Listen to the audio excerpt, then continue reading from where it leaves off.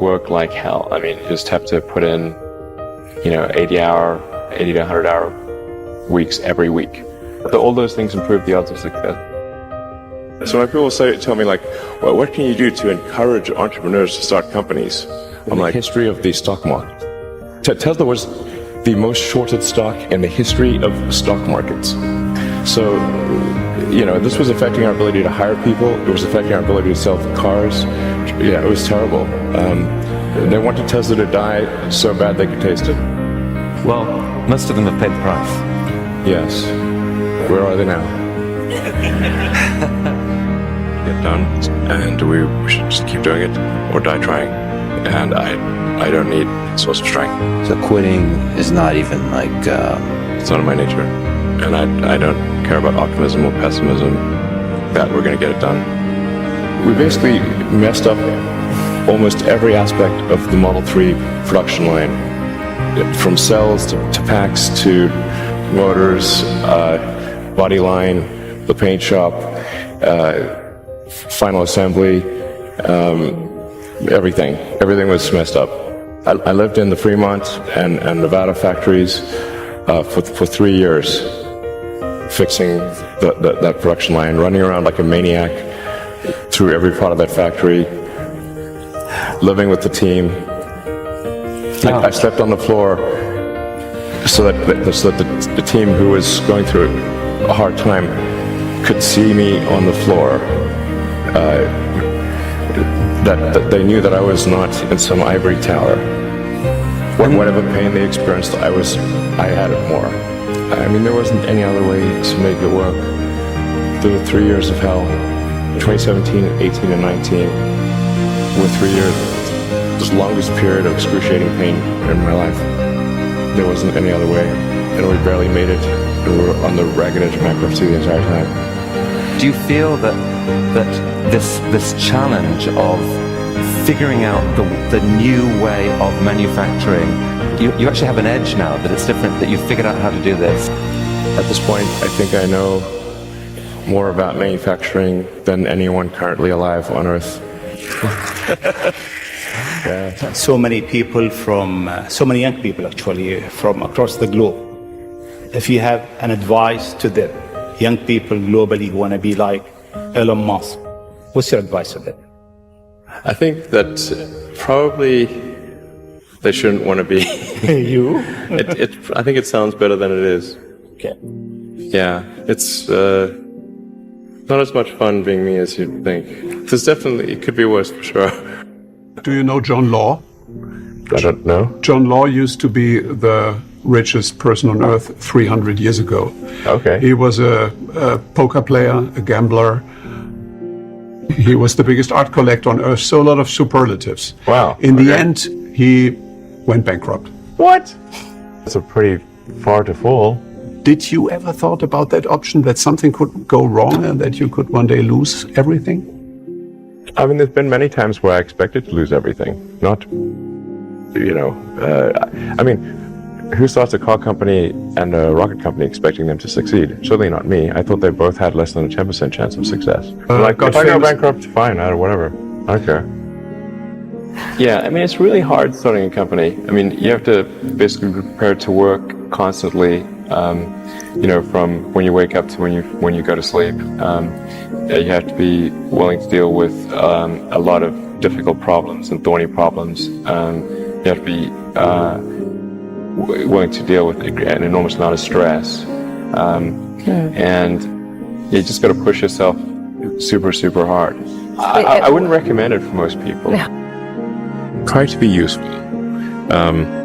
Do things that are useful to your fellow human beings, to the world.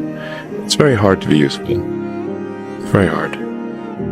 Are you contributing more than you consume? You try to have a positive net contribution to society. I think that's the thing to aim for. Not to try to be sort of a leader for the sake of being a leader or whatever. A lot of times, the people you want as leaders are the people who don't want to be leaders. So, if you can live a useful life, that is a good life. A life worth having lived. I would encourage people to use the mental tools of physics and apply them broadly in life. SpaceX, Tesla, Neuralink, and Boring Company are philanthropy. If you say philanthropy is love of humanity, they are philanthropy. Tesla is accelerating sustainable energy. This is a love of philanthropy. SpaceX is trying to ensure the long-term survival of humanity with multiplanet species. This is love of humanity. Neuralink is to help solve brain injuries and existential risk with AI. Love of humanity. Boring Company is trying to solve traffic, which is health for most people, and that also is love of humanity. I would encourage people to read a lot of books. Just read. Basically, try to ingest as much information as you can, and try to also just develop a good general knowledge. So you at least have like a rough lay of the land of the knowledge landscape. Try to learn a little bit about a lot of things, because you might not know what you're really interested in. How would you know what you're really interested in if you at least aren't like doing a peripheral exploration of broadly of the knowledge landscape, and you talk to people from different walks of life and different industries and professions and skills and occupations. Like, just try to learn as much as possible. Man, search for meaning. Isn't the whole thing a search for meaning? Yeah, what's the meaning of life and all? But just generally, like I said, I would encourage people to read broadly in many different subject areas, and then try to find something where there's an overlap of your talents and what you're interested in. So people may be good at something, or they may have skill at a particular thing, but they don't like doing it. So you want to try to find a thing where that's a good combination of the things that you're inherently good at, but you also like doing. When you had that third failure in a row, did you think, I need to pack this in? Never. Why not? I don't ever give up. I mean, I'd have to be dead or completely incapacitated. Essentially, like the longer you do anything, the more mistakes that you will make cumulatively, which if you sum up those mistakes, will sound like the worst predictor ever. For example, for Tesla vehicle growth, I said I think we'll do 50%, and we've done 80%. Yes. But they don't mention that one. I'm not sure what my exact track record is on predictions. They're more optimistic than pessimistic, but they're not all optimistic. Some of them are exceeded, probably more or later, but they do come true. It's very rare that they do not come true. I mean, I don't aim to disrupt for the sake of disrupting. It's more like there's thinking about what set of actions are most likely to lead to a better future. And so, in order one of the things, obviously, in order for humanity to have a compelling future for civilization, is that we must have a clear path to a sustainable energy future. That's one of the things that I think everyone would agree with. I'm not someone who would tend to sort of demonize oil and gas, to be clear. This is necessary right now, or civilization couldn't function. So I do think we actually need, and actually at this time, I think we actually need more oil and gas, not less. But simultaneously moving as fast as we can to a sustainable energy economy.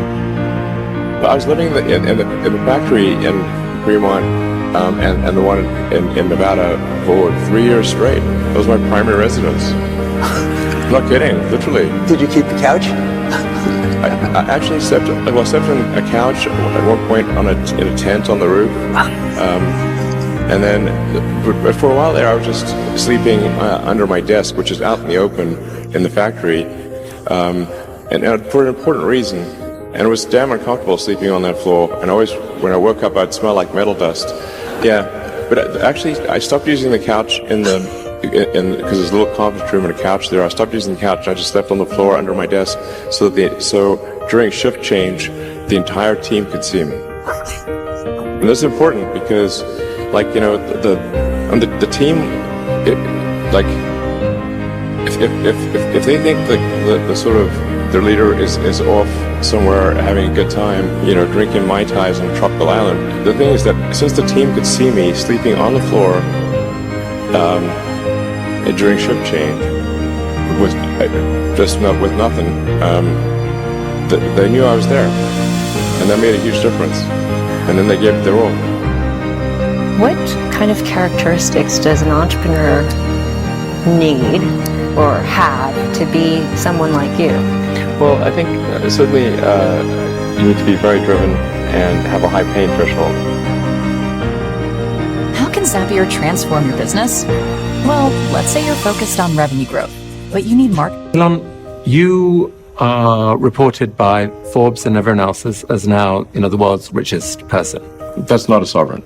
I think it's fair to say that if somebody is like the king or de facto king of a country, they're wealthier than I am. So, but it's just harder to measure. But what people do, so $300 billion, I mean, your net worth on any given day is rising or falling by several $1 billion. How insane, how insane is that? Yeah. I mean, how do you handle that psychologically? There aren't many people in the world who have to even think about that. I actually don't think about that too much, but the thing that is actually more difficult, and that does make sleeping difficult, is that every good hour or even minute of thinking about Tesla and SpaceX has such a big effect on the company that I really try to work as much as possible, to the edge of sanity, basically, because Tesla's getting to the point where probably will get to the point later this year where every high quality minute of thinking is $1 million to impact on Tesla. One of the biggest mistakes people generally make, and I'm guilty of it too, is wishful thinking. Like you want something to be true, even if it isn't true, and so you ignore the things that you ignore the real truth because of what you want to be true. This is a very difficult trap to avoid, and like I said, certainly one that I find myself in having problems with. But if you just take that approach of you're always to some degree wrong, and your goal is to be less wrong. So a challenge for entrepreneurs is to say, well, what's the difference between really believing in your ideals and sticking to them versus pursuing some unrealistic dream that doesn't actually have merit? And that is a really difficult thing to tell. Can you tell the difference between those two things? Right. So you need to be sort of very rigorous in your self-analysis. You guys are the magicians of the 21st century. Don't let anything hold you back. Imagination is the limit, and go out there and create some magic. What Elon has to say about how he takes risks. I literally just try to use a scientific method, frankly, and consider the what is the importance of the outcome, and what is one risking in order to achieve that outcome. And but like I said, if the outcome is important enough, even if the probability of success is low, one must, I think, still do it. In my view,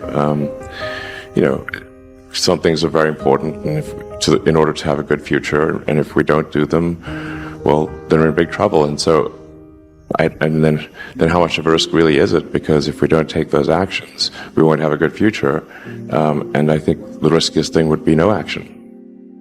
Put a lot of stock and certainly have a lot of respect for someone who puts in an honest day's work to do useful things. And just generally to have like not a zero-sum mindset, or have more of a grow the pie mindset. Like if you sort of say, like, when we see people, like perhaps including some very smart people, kind of taking an attitude of like doing things that seem like morally questionable, it's often because they have at a base sort of axiomatic level a zero-sum mindset, and they without realizing it. They don't realize they have a zero-sum mindset, or at least they don't realize it consciously. And so if you have a zero-sum mindset, then the only way to get ahead is by taking things from others. If it's like, if the pie is fixed, then the only way to have more pie is to take someone else's pie. But this is false. Like, obviously the pie has grown dramatically over time, the economic pie. So in reality, you can have so overuse this analogy. You can have there's a lot of pie. Yeah. Pie is not fixed. Yes. So you really want to make sure you're not operating without realizing it from a zero-sum mindset, where the only way to get ahead is to take things from others. Then that's going to result in you trying to take things from others, which is not good. It's much better to work on adding to the economic pie. So when I interview somebody, my interview question is always the same. I said, tell me the story of your life, and the decisions that you made along the way and why you made them. And also tell me about some of the most difficult problems you worked on and how you solved them. And that question, I think, is very important, because the people that really solved the problem, they know exactly how they solved it. They know the little details. And the people that pretended to solve the problem, they can maybe go one level and then they get stuck. Are you happy at the moment? I think there's degrees of love, but certainly for one to be feel fully happy, I think you have to be happy in work and happy in love. I suppose I'm medium happy. There are degrees of happiness. Can love for projects, for work, compensate love among people? I think love of work, in my experience, can at best make one halfway happy. What was your biggest challenge in life? One of the biggest challenges, I think, is making sure you have a corrective feedback loop, and then maintaining that corrective feedback loop over time, even when people want to tell you exactly what you want to hear. That's very difficult.